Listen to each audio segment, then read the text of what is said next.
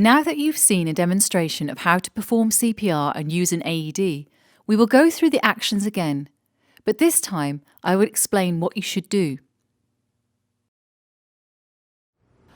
When a person collapses, it is vital you act safely and promptly to potentially save their life. On approaching a collapsed person, assess the surrounding area for danger. If there is no danger to you, the victim or bystanders, kneel beside the victim.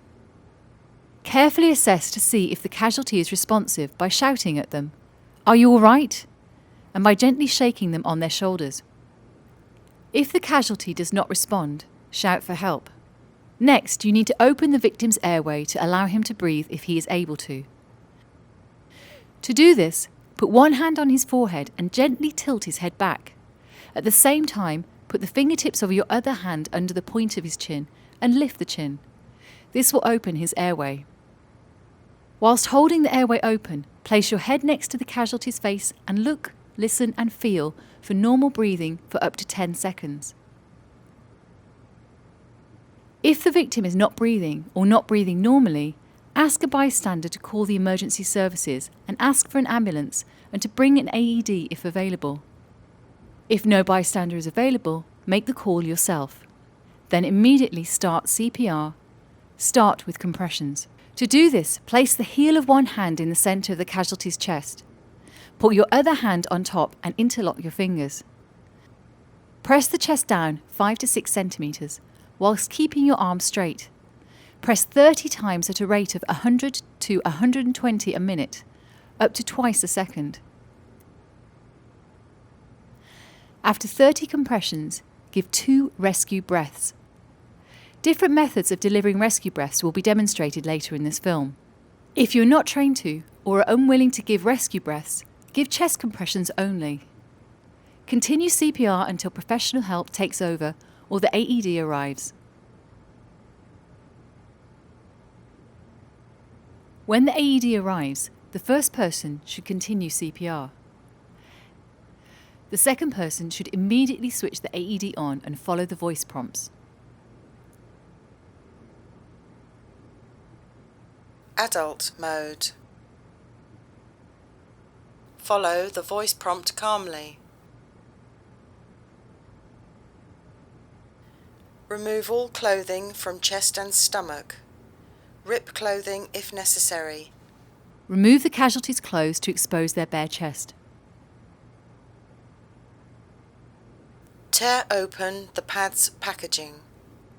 Remove the pads from the AED and tear open the packaging.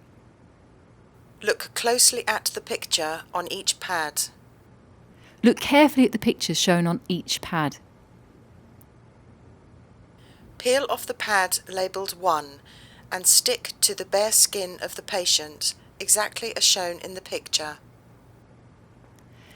Peel off the first pad and place exactly as shown in the picture on the pad. Peel off the pad labelled 2 and stick to the bare skin of the patient, exactly as shown in the picture. Peel off the second pad and place exactly as shown in the picture on the pad. Do not touch the patient. Analysing heart rhythm. When prompted by the AED, ensure everyone is clear by prompting visually and verbally for everyone to stand clear whilst the AED is analysing the heart rhythm. Shock advised. When the AED prompts shock advised, ensure everyone is clear by prompting visually and verbally for everyone to stand clear. Stand clear. Press the flashing orange button now. Deliver shock now. When prompted by the AED, press the shock button. Shock delivered. Begin CPR now. Immediately after a shock has been delivered, recommence CPR at a ratio of 30 compressions to 2 breaths. Press the flashing blue I button for CPR voice prompt. Where possible, use the AED's built-in CPR voice prompts and metronome to ensure the correct speed of compressions and ratio of CPR.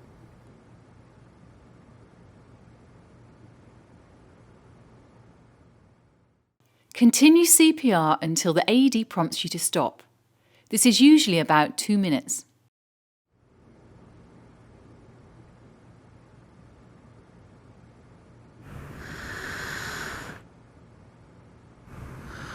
Do not touch the patient.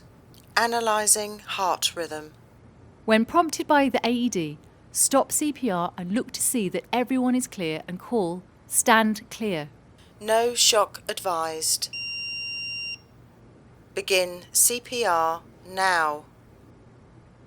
If the AED prompts "No shock advised" and the casualty is showing no signs of life, immediately recommence CPR for a further 2 minutes, where the AED will again reanalyse the heart rhythm.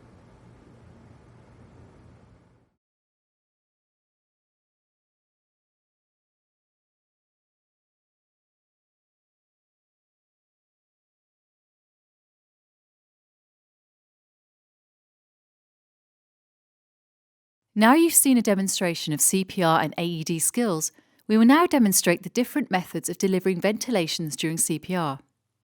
Method 1. Delivering rescue breaths using mouth-to-mouth or mouth-to-face shield ventilations. Begin CPR now. Press the flashing blue I button for CPR voice prompt. For lay responders, you could deliver rescue breaths by performing mouth-to-mouth ventilations. If using a face shield, place this over the casualty's face before commencing ventilations.